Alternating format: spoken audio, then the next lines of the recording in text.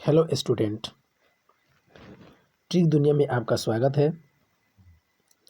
पिछले वीडियो में हम लोगों ने देखा था भाषा, लिपि और व्याकरण के बारे में। उस वीडियो में हम लोगों ने ये पढ़ा था कि भाषा किसे कहते हैं, लिपि किसे कहते हैं, व्याकरण किसे कहते हैं, व्याकरण को कितने भागों में बांटा गया है। तो व्याकरण को कितने भागों में बांटा गया है उसके ही एक भाग से वर्ण विचार हम लोग को मिला था। तो आज इस वीडियो में हम वर्ण विचार के बारे में पढ़ेंगे, जिसमें हम वर्ण, वर्णमाला, वर्ण के कितने भेद होते हैं, वर्णमाला किसे कहते हैं, वर्ण किसे कहते हैं आदि के बारे में हम लोग जानेंगे।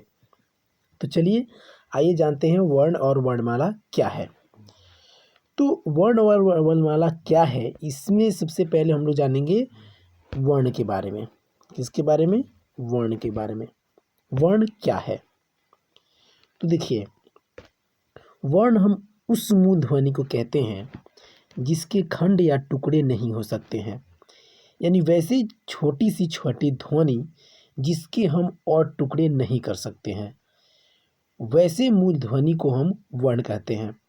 जैसे में आप देख सकते हैं यहाँ पे, जैसे में यहाँ दिया है अ, आ, ई। ये तो एक अपने आप में एक ऐसा ध्वनि है जिसके हम और टुकड़े नहीं कर सकते हैं। यहाँ आप देख रहे हैं क, ख, ग। तो क में जो ये लगा हुआ है नीचे उसके, इसका मतलब होता है आधा क, इस आधा ख और आधा ग।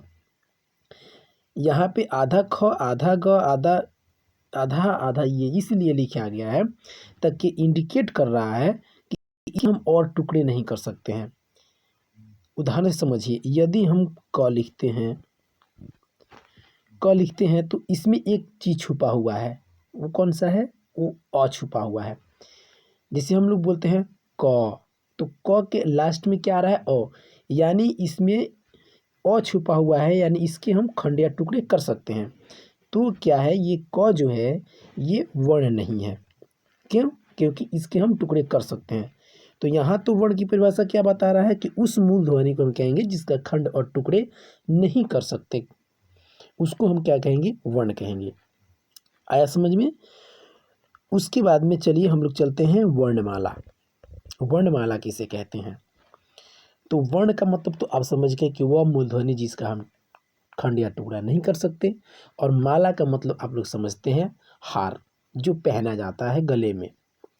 तो वर्णमाला शब्द से ही ये स्पष्ट हो रहा है कि वर्णमाला का मतलब वर्णों की माला, यानी एक तरह से माला क्या चीज़ से बनता है? जैसे अगर मोती का माला हम बना रहे हैं तो मोतियों का समूह होता है। तो वैसे ही वर्णमाला का मतलब क्या होता है? वर्ण का समूह। ये एकदम बिल्कुल आसान है, वर्ण का समूह, यानी वर्णों के क्रमवार समूह को ही हम वर्णमाला कहते हैं। जैसे एग्जाम्पल क, ख, ग, घ, अंग, यानी ये जो वर्ण है ये क्रमवार हैं, और क्रमवार जो है क, ख, ग, घ, और ये एक के बाद एक आते हैं, एक के बाद एक आते हैं, यानी क्रमवार आते हैं, और आते आते इनका एक क्या बन जाता है? समूह बन जाता है। तो वर्ण का समूह जो बनता है उसी को हम क्या कहते हैं? वर्णमाला कहते हैं। और हिंदी में जो है वर्णमाला टोटल कितने हैं? 52 वर्ण या ध्वनियाँ प्रयुक्त होती हैं। वर्ण को ही हम लोग ध्वनि कहते हैं और वर्ण को ही हम अक्षर भी कहते हैं। ये बात आप लोग ध्यान में रखिएगा, ठीक है? तो चलिए आइए और देखते हैं वर्णमाला 52 है तो वो कौन कौन है।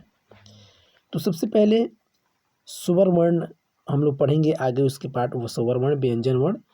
तो पहले यहाँ हम लोग समझ देते हैं कि 52 वर्ण जो हैं वो किस तरह के हैं, वो उसको हम लोग काउंट करके देखते हैं कि 52 हो रहा है या भी नहीं हो रहा है।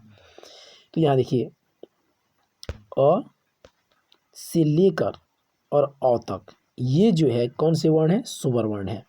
ये टोटल कितने होते हैं? 11 होते हैं। कितने होते हैं? टोटल 11 होते हैं। अ, आ, ई, उ, री, ए, ऐ, ओ, औ। ये इसको हम लोग बोलते हैं स्वर वर्ण, जिसके बारे में हम लोग आगे पढ़ेंगे। इसके बाद हम लोग चलते हैं, औ के बाद आता है अन और अह। तो अन को हम लोग बोलते हैं अनुस्वार, और अह को बोलते हैं हम लोग विसर्ग।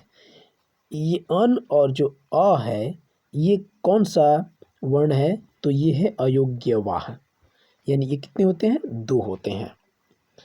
उसके बाद में चलते हैं हम लोग स्पर्श व्यंजन। तो स्पर्श व्यंजन, अंतस्थ व्यंजन, उसमें व्यंजन, ये हम लोग व्यंजन के भाग में पढ़ेंगे, व्यंजन वर्ण के ये पार्ट्स हैं, इसके बारे में हम लोग आगे पढ़ेंगे। तब तक यहाँ मतलब समझ लेते हैं, काउंट करना है हम लोग को टोटल हो रहा है कितना। तो क से लेकर म तक जो भी वर्ण है उसको हम लोग बोलते हैं स्पर्श व्यंजन, और ये कितने हैं, तो टोटल 25 हैं। कितने हैं, टोटल 25 हैं। उसके बाद में य, र, ल, व, ये जो 4 वर्ण हैं इसको हम लोग क्या बोलते हैं, अंतस्थ व्यंजन। क्या बोलते हैं, अंतस्थ व्यंजन। और ये टोटल जो है कितने हैं, 4 हैं। ठीक है।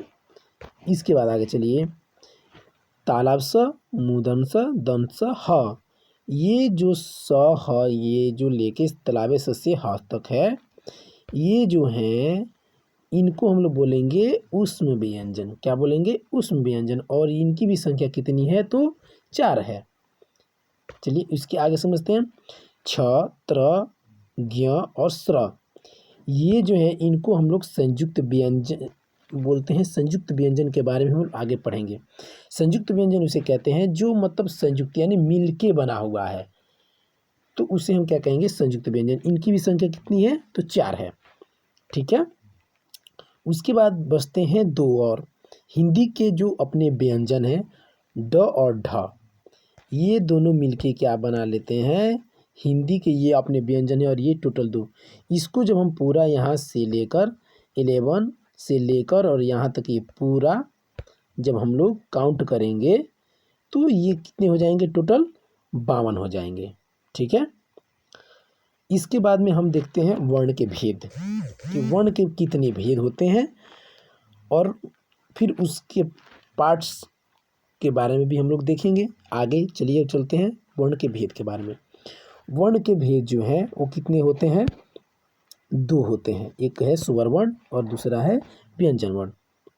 तो स्वर वर्ण किसे कहते हैं, व्यंजन वर्ण किसे कहते हैं, इसको हम नेक्स्ट स्क्रॉल जब करेंगे तो वहाँ दिखाई देगा। चलिए आइए देखते हैं। यहाँ पे ये पहला हमारा सामने आ गया स्वर वर्ण।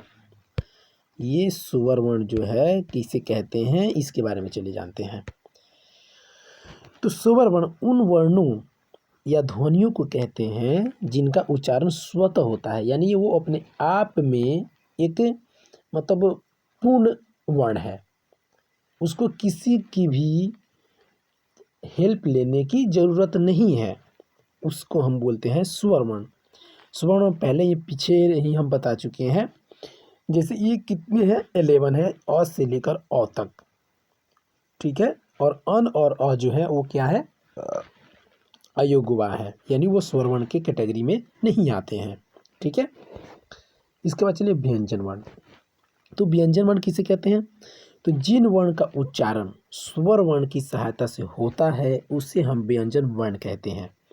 यानी व्यंजन वर्ण बिना स्वर वर्ण की सहायता से वो बोला नहीं जा सकता है, चाहे कोई भी व्यंजन हो। जैसे एग्जाम्पल के लिए हम ले लेते हैं क। तो क में क्या छुपा है जी, पहले ही हम बताए थे, क में जो है छुपा हुआ है क आधा और अ, ये दोनों मिलके बनाते हैं पूरा क।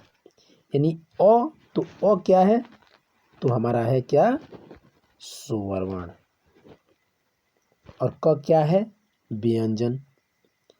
तो जब ये दोनों आपस में मिलते हैं तो पूर्ण रूप से क्या बनते हैं, क। यानी तब जाके ये पूर्ण व्यंजन होता है और तब इसको हम लोग बोल पाते हैं क। वैसे ही ख, ग, घ, अंग, यानी ये कुल कितने हैं, तो कुल ये जो हैं ये है 39।